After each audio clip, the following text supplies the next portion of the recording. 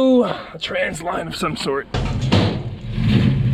This is going to be part 2 to the 1954 Ford F-100 video. I'll plug a link to that one down below or up in the corner if you hadn't seen it already. And we're going to start by putting the radiator in it, getting back on the road. So I got the radiator in, and unfortunately, look at this. They didn't protect it properly, and the bottom got a little banged up. So we'll pull this out and see if it's still usable or not.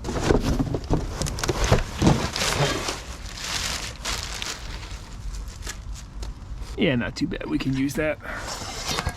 This is an eBay radiator, aluminum.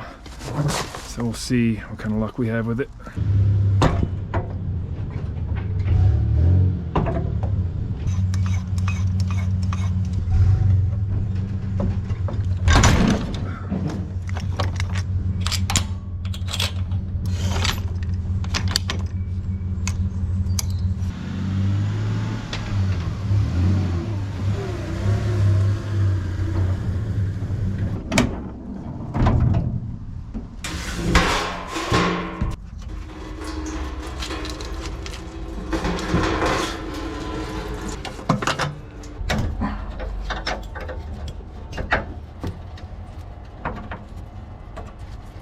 Here's the cut trans line, and this is how close the fan comes to it.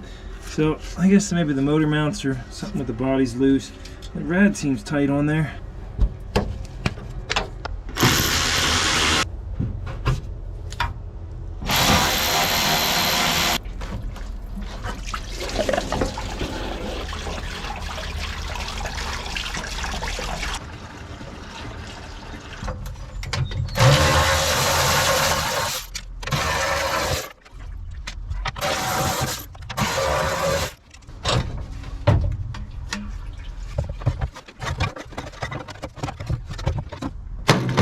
Close, but no die. The outlets on the opposite side on the new one, and the trans cooler look like 1/8 inch MPT. So I guess I could, yeah, definitely not gonna work even if I routed a different hose or something. The fan's right there.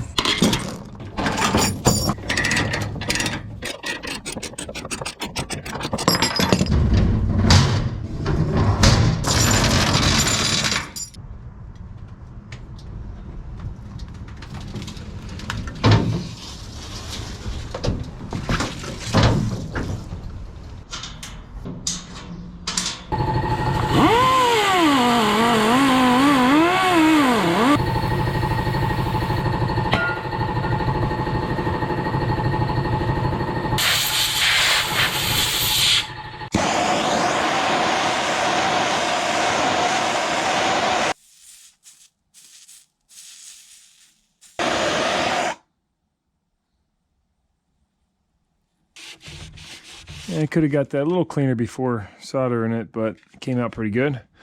Should have just done that to begin with. It's used some 60-40 triple core solder, and that flowed real nice. All right, this trans line had some play in it, so I was able to pull it forward. I'm gonna cut this, try to reflare it, and use the same line.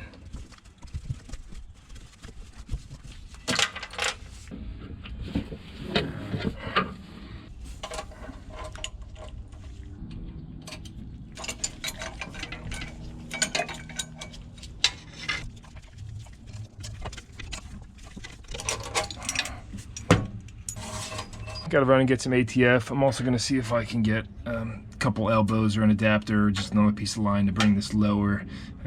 Should just replace the whole darn line at this point, but I didn't have any here, so let's see what I can get. So I'm cruising around on the skateboard, and then I see this. I've been seeing this for many years just sitting here. It's an old Chevy Fleet line. Not sure what year, but it looks really cool, and clearly it's not been running many years and it's just been sitting, but not too many, because look at this airbrush paint. That looks somewhat fresh. And now this house is for sale, and it looks abandoned. The underbody's pretty rusty, and it doesn't have an engine or a transmission.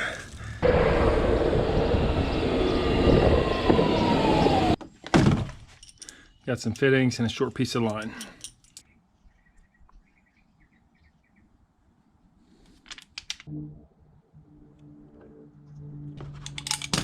That's what I should have done from the get-go.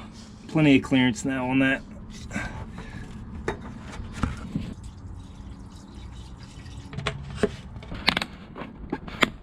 I'm gonna guess she's at least a gallon low. A lot of fluid came out. It's on the stick.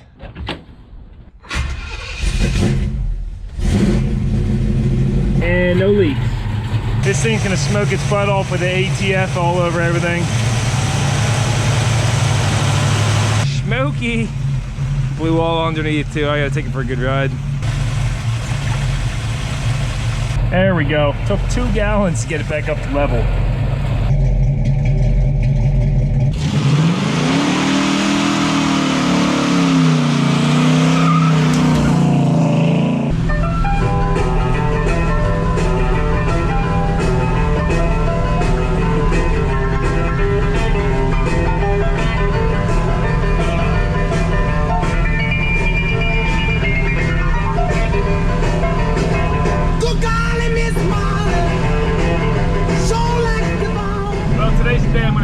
To this truck for a little while, returning it to its owner and bringing it to his body guy to take a look at it, see what he wants to do with it, and then depending on how all that goes, we might be swapping a modern Ford engine and transmission into it or doing something different. Kind of depends on what he wants to do. So for now we got it running, had some fun with it. Alrighty, she looks good in the shop. This will be her new home for a little bit, and then we'll see where things go from here.